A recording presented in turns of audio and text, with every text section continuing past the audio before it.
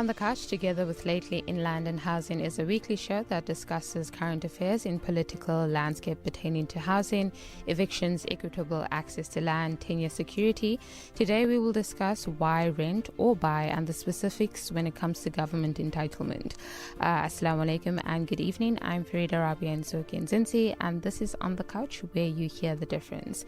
Cape Town is known for its stunning landscapes, vibrant culture, and a variety of neighborhoods that offers residents a unique choice when it comes to housing. Today, we're diving into one of the most important decisions you'll make when it comes to your home. Should you rent or buy in this beautiful city of Cape Town? And we'll also speak about the specifics of the government entitlements. Tenure security is the assurance that you have a stable and secure place to live, whether you're renting or owning a property. In Cape Town, this is especially significant because housing tenure can be affected by various factors such as market conditions, lease agreements, and legal protections. It's essential for individuals and families to have a safe and stable place to call home. Now, let's start with renting. Cape Town has a robust rental market, and for many, it's the preferred option for a variety of reasons. Joining us this evening is Mr. Malcolm, who we haven't seen in a long time. Malcolm McCarthy is a consultant, and he's also considered to be an expert when it comes to housing. What are the advantages of renting in Cape Town? Good evening, Malcolm. Hello, Frida, and also to your listeners. How are you doing? I'm well, thanks, and delighted to be back. Thank you for being here. It was a long time. Yes, it has been long. Yeah. Now, off air, I was telling you I'm excited about this conversation because I'm always thinking about people want to own their homes instead of renting. So now we're going to get into that conversation. So what are the advantages of renting in Cape Town? Well, maybe I should just say it first. I think a lot of people who end up renting because they have no other option, because they just cannot afford a form of ownership. And that renting can take many different forms. It can be a shack in somebody's backyard. It could be rooms that have been constructed in backyards, and we see that happening more and more. It could be much more formal rental in a block of flats, for instance, or a house. And it's also mainly rental through the private sector, although there are some people who are, as we know in Cape Town very well, who are still renting from the municipality, although that rental stock is actually becoming a smaller and smaller amount of that because much of that has already been sold off.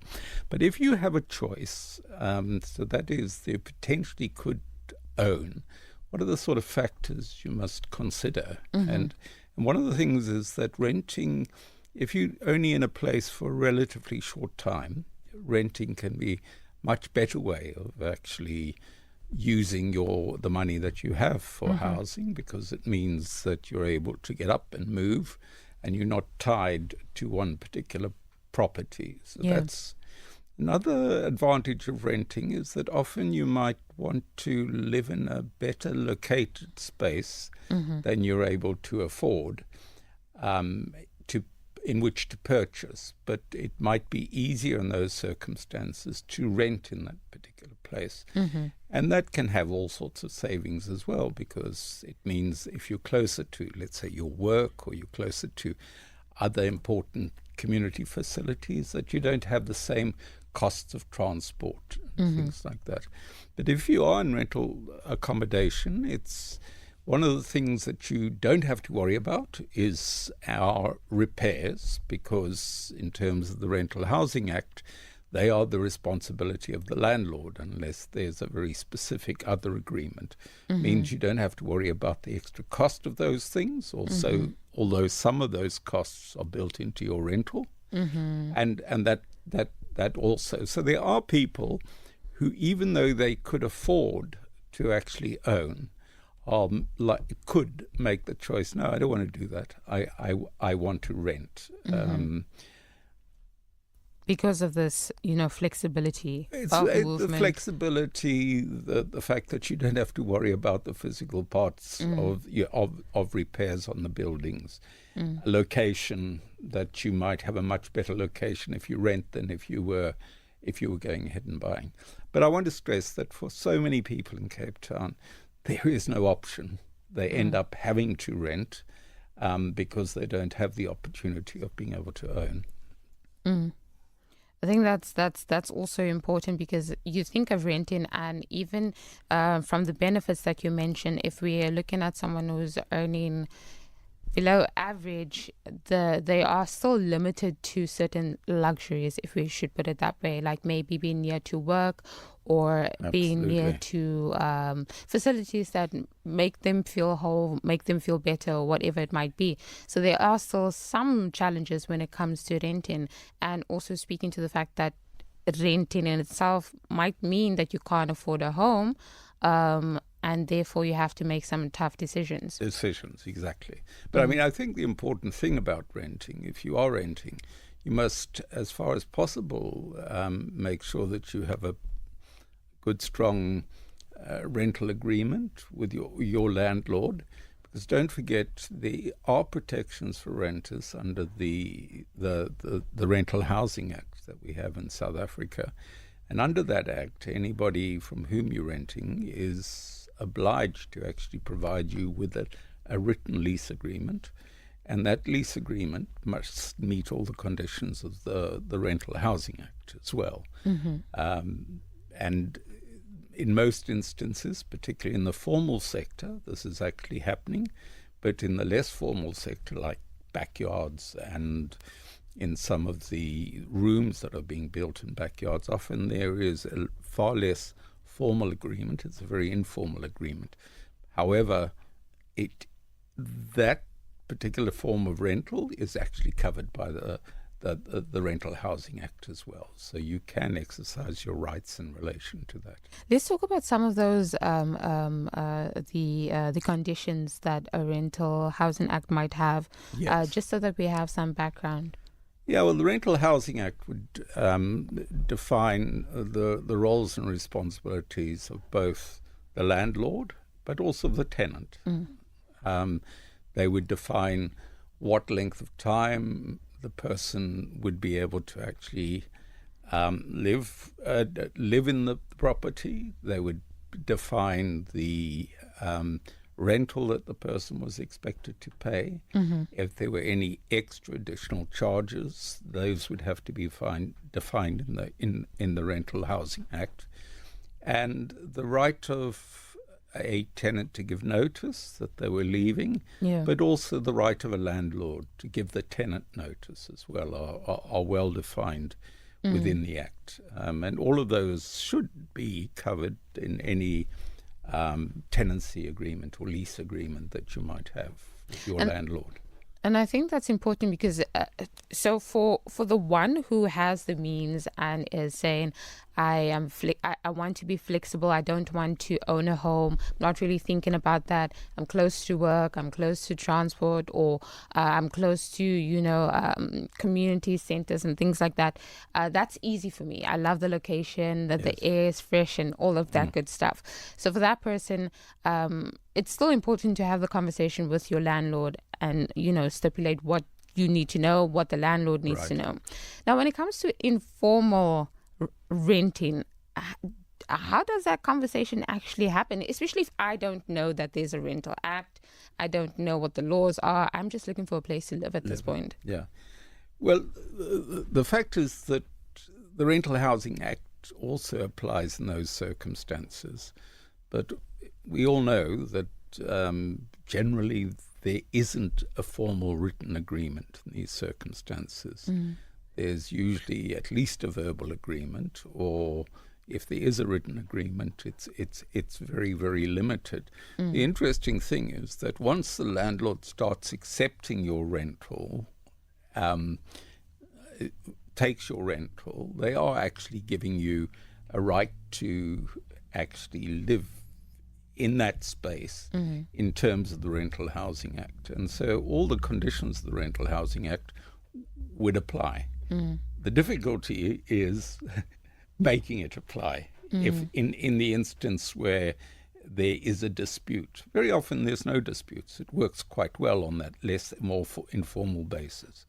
But it's very, very difficult. And where you go, you might go to, if your municipality has a housing advice facility, housing advice centre, you might go to them to get advice. But also, often the enforcement of these regulations you can incur costs with that as well. 0786 10 11 12 for all your comments and questions. We're asking the question, should you buy or should you rent in Cape Town? What are your thoughts on that? And maybe share with us, if you're renting, what has your experience been, how long you've been renting, and if you are owning a home, how long have you been doing that, and what has your experience been? Now, let's move. So we've left renting, and I think we've unpacked that as best as we could. Let's talk about buying. Buying a home in Cape Town seems very difficult. Seems like a very big luxury. And, and I see you pulling your face. I'm not sure if you are, worried to respond to this question. No, I'm not worried about responding to the question. But I think the fact is that Cape Town probably has the most vibrant housing market in the country. And you'll find that the actual cost of housing, purchasing a house in Cape Town, is comparatively more expensive than most anywhere else in the country in terms of the overall market for housing, which means a lot of people are actually excluded. I mean, if you talk about the opportunities to get a home loan, to be able to afford the deposit that you would have to put down on a house, and then you compare it with the actual cost. I mean, it's very, very hard to find a unit in Cape Town for less than 450 to 500,000 at the moment, even a very small one. And certainly in some of the better located areas, it's substantially more than that, obviously. So that means it's very hard for anybody who, unless they have a huge savings, to be able to afford, if their income sits between 0 and 22,000 Rand a month. I mean, there is a government program, which we'll talk about in a little while, called the First Home Finance, which helps to an extent with people in that income range being able to purchase. But if you have got the money and you are able to purchase, obviously you've got to consider very carefully, understand how the land market, the housing market's working, where are the locations in which you're going to be able to buy. And sometimes they won't be the locations that you want to buy.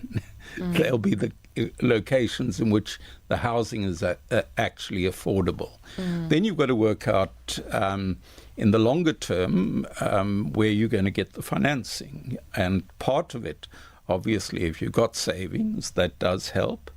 But critically also, you're likely to have to find extra financing. And most often you're going to get that through a bond from one of the banks. And the bonds from the banks involve repayments, monthly repayments. But there's also fairly firm criteria by which the banks would assess you, and that is, what is your income, what part of your income is available to actually pay for your housing, which includes looking at, do you have other debts, etc., etc. So it's not easy, nor is it straightforward to be able to actually get a bond to pay for your housing. So you've certainly got to consider that. But in doing that, you must also consider the other expenses involved in purchasing. And clearly one of them is rates. You're expected to pay rates. You're expected to pay a range of different service charges. In the medium and the longer term, you're going to have to pay for maintenance, repairs on your unit. So it's not just the purchase price that's important. It's how on a monthly basis you're going to be able to meet all the other charges, as well as having the money available to do the repairs that you might need to do on the house. 07861011112 is where you can send all your questions and comments on. We are in conversation with Malcolm McCarthy, and we are speaking or asking the question, should you buy or should you rent in Cape Town? More on this conversation right after this.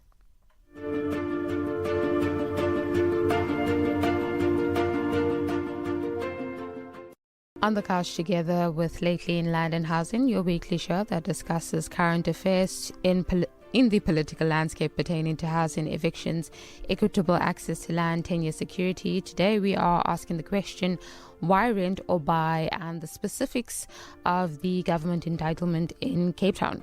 So are you thinking of buying a home? Are you thinking of renting? We are having this conversation with Malcolm McCarthy, who is an expert on housing.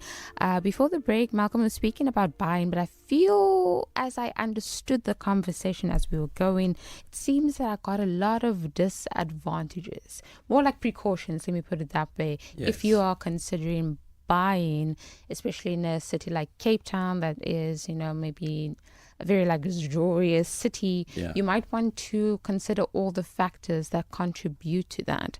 But maybe let's speak about the benefits for those who are feeling that they have the savings, they have the extra income. Should they need to do A, B, and C when it comes to their home? Yeah. Well, the number of benefits, I would say. The first is the actual absolute security of tenure, over which you have control as long as you're paying for your bond and everything else.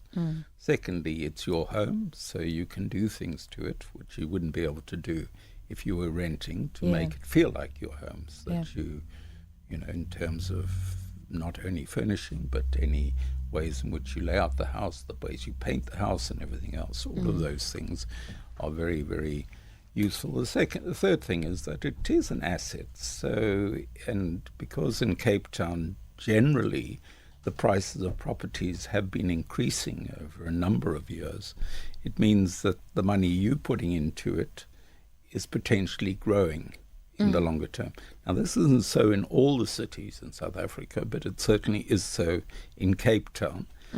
And in the longer term, once you've repaid your loan, you have an asset against which you can loan even further if you are able to repay that loan. So there are a lot of those advantages. I mean, it also means that if you can't afford the house the size you want, but you buy a place which has the potential to extend, then when you've got more resources, you're able to add to it.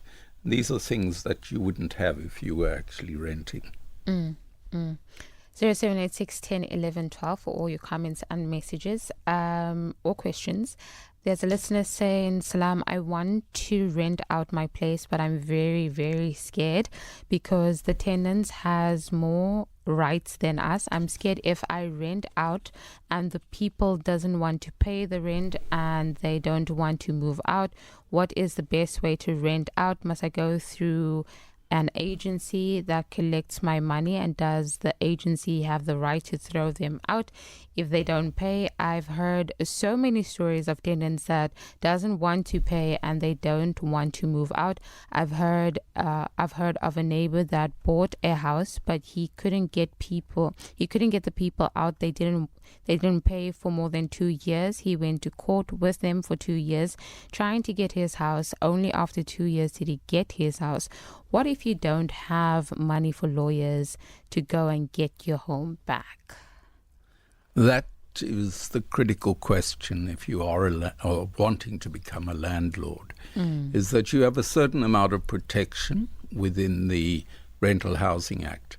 So if a tenant has signed a lease agreement and they don't adhere to that lease agreement, for instance, don't pay their rent, you are able, in terms of the Act, to terminate the agreement. However, in order to evict somebody, you generally have to go through a longer legal process, and that generally costs money. Now, the ways in which many of the established agencies actually try and reduce the risk of this actually happening is the very, very thorough screening of people before they move in, which involves financial screening and finding out how much income the person actually has, what their debt levels and everything else. And then also, if they have been renting before, getting some sort of references about how they were as tenants. Now, that's more difficult if you're a single individual landlord. You're having to perhaps take a higher risk in terms of who you choose. But I would certainly recommend that if you're going down that route, you first of all have a lease agreement which is compatible with the Rental Housing Act. And I think that you should also screen as far as you can, both for affordability and reliability as well. However, there's no easy way when a person stops paying their rent. If you're wanting them to force them to move out, you have to do it through a normal legal process. And then considering the cost that goes with that process as well. It's a very expensive process because usually you would do it through a lawyer. I mean, one of the things you can think about is doing it through an agency so that they can do the screening and they can do the overall management of the lease agreement. It doesn't mean that then they're responsible for the eviction. You are still responsible for the eviction, and you would have to pay the legal fees unless it had been because of a fault in the way they had done things. But generally, you would have to pay those. So you don't get out of that. It's just that they are perhaps a little bit better in being able to screen and therefore reduce the risks. But that comes at a cost, because you'll find that rental agents can charge anything from 10% to 20% of the rent every month if they are acting as agents. There are ways in which you could speak, and some agencies are prepared to give you a quote on a price just for doing the screening and helping you to make the right choices. And that can be a one-off price, but not all agencies do that. So I think it just speaks to how when it comes to renting or buying a home, you have to do your research. And for this listener, thank you for sharing. It would be important if you are thinking about an agency, and if the agency is going to be able to assist you in regards of screening, because I didn't know there was such a thing as screening, because I always see the informal version of renting. I found someone, we have a conversation, you ask me what I need, I tell you, we have an agreement, we sign, and we move forward. But there hasn't been like some of these serious, situations where people are in renting. They're now landlords and they're renting. And the tenants don't want to leave, or they find themselves in a difficult circumstances. So where do they go? But inevitably, that's the risk you take as a landlord. And although you have some protection from the Housing Act, to be able to exercise that protection can sometimes be expensive. Another listener sent in a comment saying, on the contrary, if you own a property, then that is your security. On the other hand, Klaus of the World Economic Forum vision is you will own nothing and you will be happy, and we are going in that direction.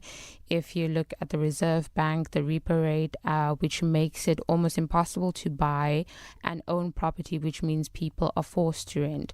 And I think it's something that you touched on earlier, especially if you think about, like, if you aren't able to be in a place of where you are able to make your own decision in terms of, I want to be in the CBD or I want to be in Maitland because of A, B, and C, then you are forced to make certain decisions in other areas that might not be as nice as you would like it to be. But it's one of those things. Yeah, I think what we have to face, the reality we have to face in South Africa, particularly in our cities, is that we function with a land market, which is about the people who own the land and the properties are wanting to maximize the amount of money they can get out of it, whether they're selling it or whether they're renting it. So it does mean that in a city like Cape Town, where the land values are very high, that a lot of people are sort of pushed to the margins of being able to afford anything, really. And I think we're going to talk in a little while about what are the government interventions that are trying to tackle this problem, even if not perfectly, but yeah. As best as they can. Let's get into that part, because it might make us feel a bit hopeful for those who don't meet the criteria of, I mean, you just also said that the banks will also look at what category you fit into in order for you to even get a home. So yes, absolutely. Banks are generally, in order to protect their reputations, quite risk averse. So they're going to be very careful that they've got a very good chance of having the repayments made on any bond that they issue. And don't forget, with a bond, what it means is that finally, although you're paying for the house, the house rests as the property of the bank until you have completed the payment of your bond. I mean, obviously, you've got a right to do what you want with it, but it does mean that if you fail to pay and you haven't got an agreement with the bank, the bank can technically take the property back from you and sell it themselves to make up for the shortfall. So that's a problem. So then, I mean, I think if you look at the housing market in Cape Town as it is at the moment, it's very, very hard for anybody with a household income between, well, impossible if your income is zero, but even up to 25,000. It's very, very difficult for people to find properties that they can afford. And it's also generally quite difficult for them to get loan financing, even if they do find a property that would fit within their things.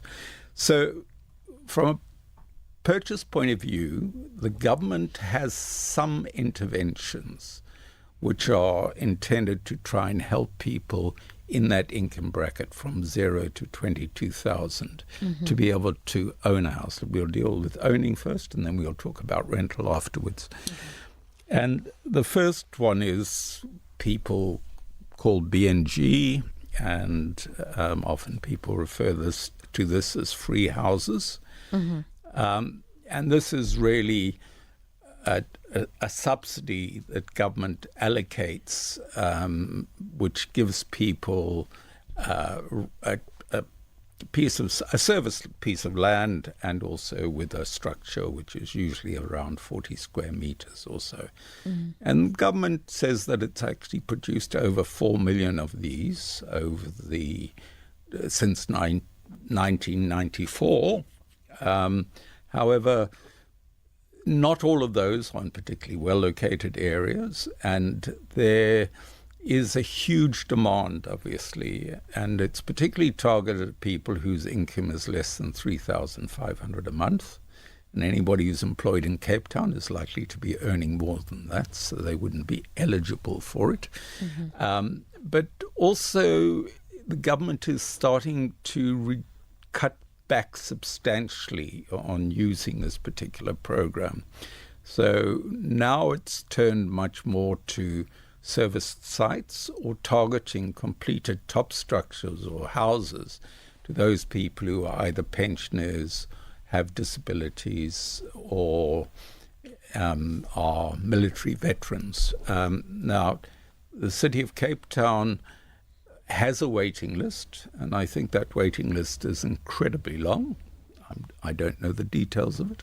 So I think if you're on the waiting list, it probably takes a long time before, if you ever get to the point where you will have a house from the government. So I wouldn't rely completely on having my name as waiting list to mean that I eventually am going to get a house, and you're going to perhaps have to wait a very, very long time. So that's one thing. That's the BNG program. Then there's also a title deeds restoration project, and that's really to help people to actually get the title deeds to their houses. So if you look, I mean, I can talk about, let's say, Vrygrond, which was a informal settlement. It was then established as a township, and there was a whole lot of RDP houses that were built there.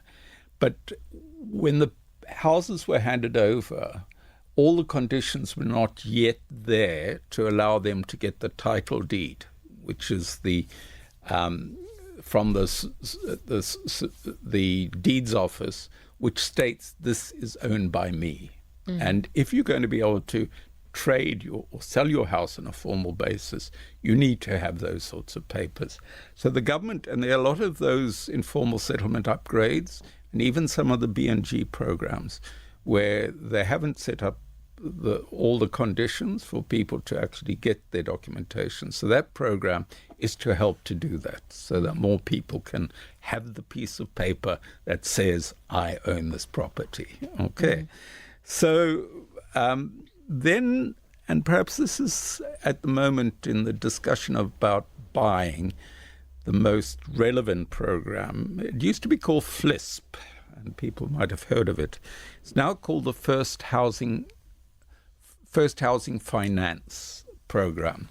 And broadly what it is targeted at people who earn between $3,500 and $22,000.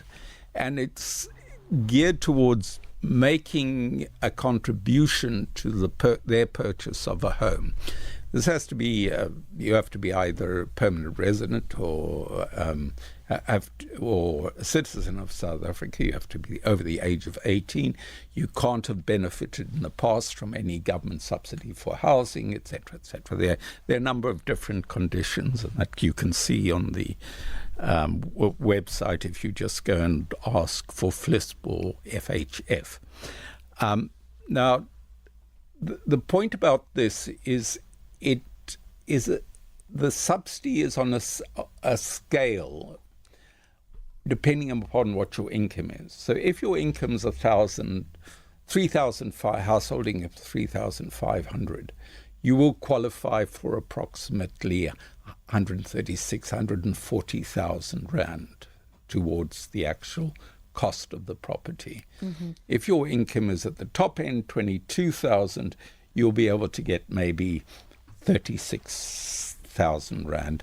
And the idea is to help to secure your deposit on the building, help you to pay for some of the extra costs of purchasing, like property registration and everything else, because that can also take quite a bit of money at the time of purchase. So this particular program seldom is able to actually cover the total cost, which means you have to be able to get money from somewhere else to make up the difference. Now, under the old program, the FLISP program, that had to be a loan from a registered bank. But they've now extended this to say that it's being covered by employer loan or employer grant. It can actually be covered by your own personal savings. It can be if you have a pension fund or whatever, and you're able to borrow against that pension fund, then that's also now. And this program actually means that you can get anything from a properly serviced site right up to a unit in a sectional title block, for instance. But obviously, it again depends upon your affordability levels. Now, we've done some work on this, and I think that if you went to the top end and you really were able to get a loan from a bank and you worked out the repayment amount on that loan, you're probably having to look at a property with a minimum price of 550,000 rand or less, okay? I'm sorry, 550 or above that, really. And if you can't find that sort of property, then you obviously wouldn't be able to qualify. And that's very difficult to find in Cape Town. It might be possible to find it in some of the former townships areas where people might be selling property at a lower price than that. But it is a scheme that's worth looking at if you are wanting to purchase. And you can get advice about it. I mean, you can go onto the website and look at FHF, but I think you can also get advice through the provincial government offices in Wales Street. and possibly also at the city itself. But it's well worth exploring if you're wanting to go down that route. That was a lot to take in. Sorry. No, it's fine. It's a problem with these schemes that you need more time to be able to explain the details of them. Yes, we definitely need more time to explain the details. I think we just got the gist of it, just touching it on the surface, but we need to really get into it to fully understand. Yeah. You see, the problem is that in sitting here and talking about it, I don't want to make people wildly optimistic about being able to access this without knowing what are the conditions under which it actually operates. Because sometimes people think, government is going to put money, now I can go and get it. Yeah. Often more complicated than that, I think. Yeah. It is 6,000 is not that much if you think about it. It's for the top end. It's a very small amount, but the bottom end, there is the prospect that you could actually get in certain areas, maybe a service site with a basic top structure for 200,000. So if your subsidy is 140,000, then you need to find the other 60,000 somewhere or other. But I mean, that's the real bottom end, I think. I think ultimately, because we have about 2 minutes left, you have to come into this ready. Yeah. And you have to understand what you're about to do. Sure. And so I think we have opened up this discussion, and it will get us thinking, because, again, ownership is so important, but at the same time, you want to consider all the other things. And there's a lot of benefits when it comes to renting, and there's a lot of benefits that comes with buying. But where you find yourself in terms of money is what indicates what you can actually get. But Malcolm, thank you so much for sharing. It's a pleasure. One of the things we didn't touch on was, of course, the government contribution to rental housing through the social housing program, but maybe another day. Another day. It should be next week. I'm just putting it out there. We should get Malcolm on next week so we can continue this conversation, just for us to keep track of what we learned today, and look forward to next week. Thank you again, Malcolm. Until we speak again.